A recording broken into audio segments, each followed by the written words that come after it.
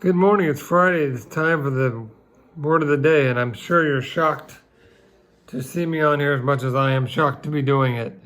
But I thank Joe for the opportunity. So today's 9/11. Let's remember 9/11 of 2001.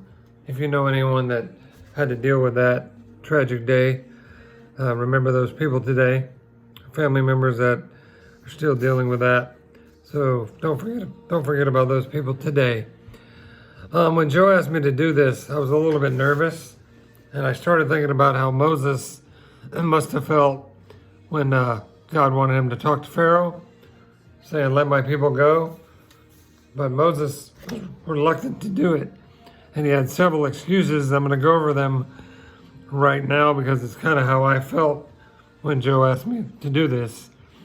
Moses said, "What if they don't believe that you sent me?" He said, what if they don't listen to me? What if I'm scared?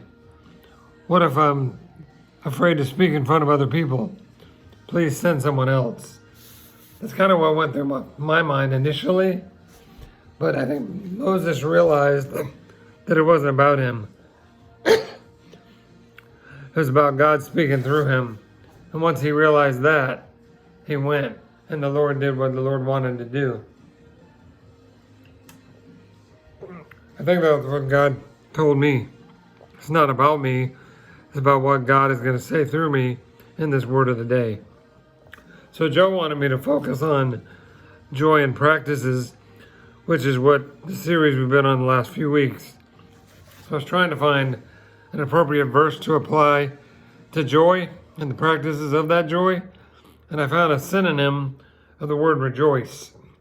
And the verses that I found, I think that would be applicable, is found in Philippians chapter 4, verses 4 through 6, where it says, "Rejoice in the Lord always. Again, I will say rejoice. Let your reasonableness be known to everyone. The Lord is at hand. Do not be anxious about anything, but in everything, by prayer and supplication, submit your request, let them be known to the Lord." Basically, one thing I've learned is that if something's repeated in the Bible more than once, it seems like it has more meaning. So verse 4 says, "Rejoice in the Lord always. Again, I will say rejoice." And it doesn't say rejoice in the Lord sometimes. It doesn't say rejoice in the Lord when things are good. It doesn't say rejoice in the Lord when things are bad. It says rejoice in the Lord always. Again, I will say rejoice. So I know that a lot of us have dealt with heartaches. Tragedies in our church. And our country's doing that right now. But the Lord, Paul says in writing this, rejoice in the Lord always. So remember that. Verse 5 talks about, if let your reasonableness be known to everyone, the Lord is at hand. Basically what that's saying is, rejoice, the Lord is coming back. Jesus will return, so that is reason enough to be joyful, to rejoice. Verse 6 says, "Do not be anxious about anything."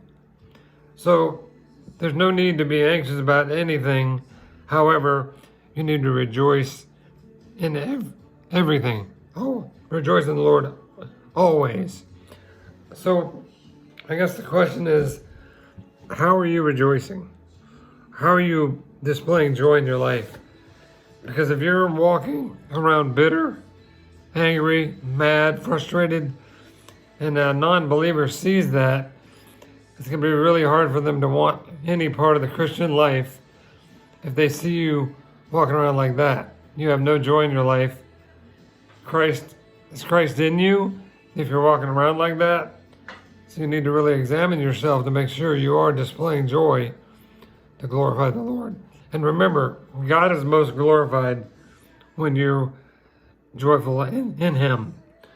One of the verses that I use to try and live this way, which I don't always do, is Philippians chapter 4, verse 8.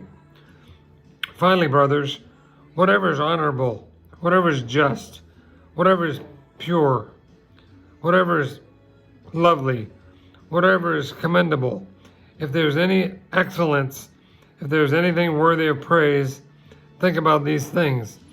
If you apply that verse to your life, it's going to be very hard to walk around bitter and angry and worried and anxious. Focus on good things. Focus on Jesus. Keep your eyes on Him instead of other people. Keep your eyes on Jesus instead of your circumstance. Another verse that I think would be helpful for you guys is Romans chapter 15, verse 13. May the God of hope fill you with all joy and peace in believing, so that by power of the Holy Spirit you may abound in hope. What a great verse. So remember, be joyful. Look up. Don't look out. Look to Jesus. Father, I pray that you bless these people today that are viewing this. Pray that you open their eyes to remember that joy is found in you. Hope is found in you. Pray that these people show up Sunday or online or in person. Just know that, let them know you love them. We love them. God bless you. Take care. Bye-bye.